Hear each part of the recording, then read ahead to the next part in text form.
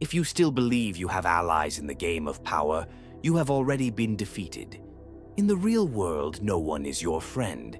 Everyone is a predator disguised as a companion, waiting for the right moment to devour you. Machiavelli was clear. Loyalty is a lie, and alliances only exist as long as you are useful.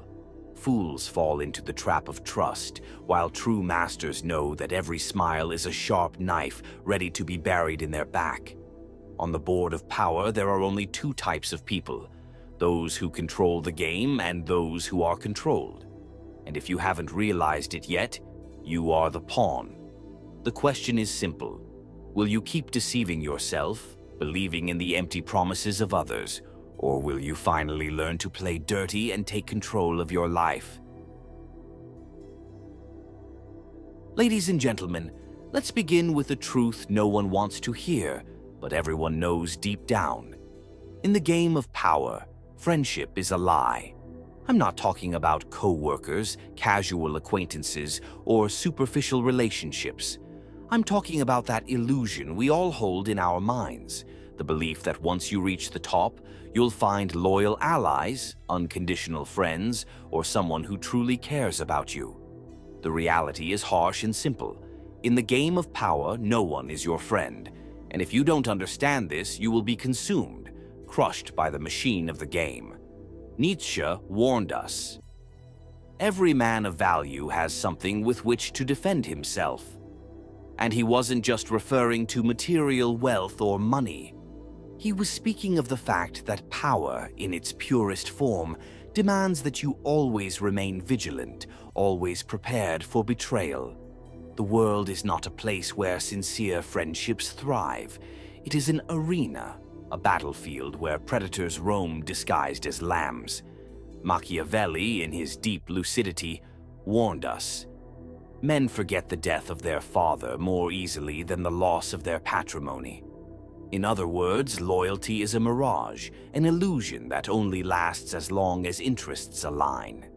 The moment power or personal gain comes into play, any relationship can be broken without hesitation.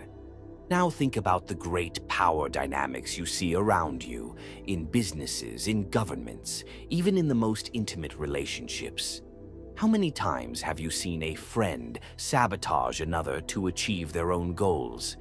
A partner betray a pact, destroy alliances just to seize the rewards of someone else's work?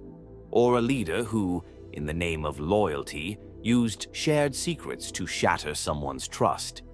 This is not the exception, it's the rule. In the end, friendship is just a transaction.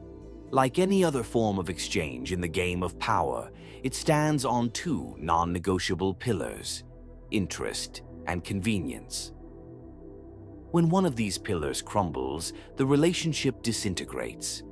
And the worst part, the higher you climb, the more exposed you become. The smiles you receive are not genuine, they are calculated. The compliments, disguised strategies.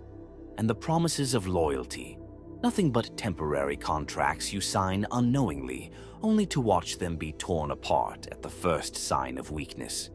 But by the time you realize the game has already been played, you have already been left behind. Machiavelli, in his relentless understanding of human nature, said, "He who wishes to be a virtuous prince must be ready to act in a non-virtuous manner when necessary." At the heights of power, you quickly learn that trust is a lethal risk. There is no room for true friends when you are fighting for everything you have. Allies turn into enemies the moment an opportunity arises. You find yourself increasingly isolated because, as your position grows, the friends around you become more strategic than sincere. The loneliness of power is the true consequence of reaching the top. And in the 21st century, that loneliness has become even more unbearable. The ruthless competitiveness, the fear of being cancelled at any moment, and the speed of information have created a toxic ecosystem where anyone can try to take you down at any time.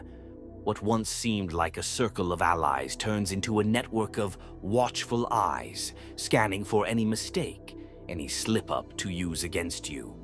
A thoughtless comment, a leaked photo, a recorded conversation. Any detail can be weaponized to destroy your image. And who exactly is by your side? Wolves in sheep's clothing, waiting for the perfect moment to strike. Let me be blunt. If what you seek is power, then it's time to abandon the idea of friendship. This illusion of companionship is a luxury you can no longer afford. The people around you, employees, partners, associates, even those you call family, are, whether consciously or unconsciously, simply calculating what they can extract from you. Your acts of generosity are seen as weakness, not virtue. Your confidences are stored as ammunition, waiting for the right moment to be fired against you. Nietzsche, once again, throws us into harsh reality. In love and war, everything is permitted. In the game of power, there is no morality. There are no rules. There is only survival. And to survive, you must face the world with brutal honesty. Everyone around you, even those who seem the most harmless, is part of the board. And every piece at some point can be used to bring you down. The real question then is, are you ready for this? But there is a way out. If no one around you is truly your friend, then you have one responsibility. Be your own ally. Become self-sufficient. Trust only in your skills, your judgment, and your ability to anticipate attacks. Machiavelli instructs us once again. The prince must be a fox to recognize traps, and a lion to frighten the wolves. In the 21st century, this means mastering the art of deception, strategy, and most importantly, self-control. You must be immune to the manipulations of others, and more crucially, understand that solitude is not weakness. It is, in fact, the only real defense against the dirty game of power. Those who depend on no one cannot be blackmailed. Those with no fragile ties cannot be destroyed. The loneliness of power, that cold, relentless solitude, is the only true protection against the betrayals that always lurk in the shadows. The pain of power's solitude is inevitable, but in the end, it is your only true strength. It is what keeps you standing while the world collapses around you. There is no comfort in the empty words of friends, nor in promises that will never be fulfilled.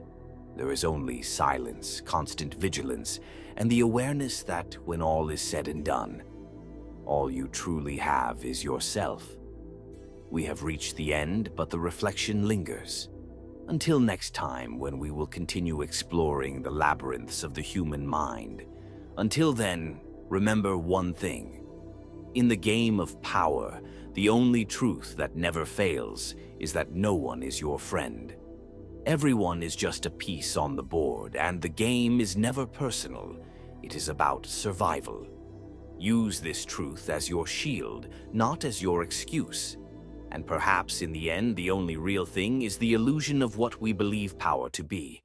And who can say what is real? Only you, when the silence settles and you face your own reflection in the mirror.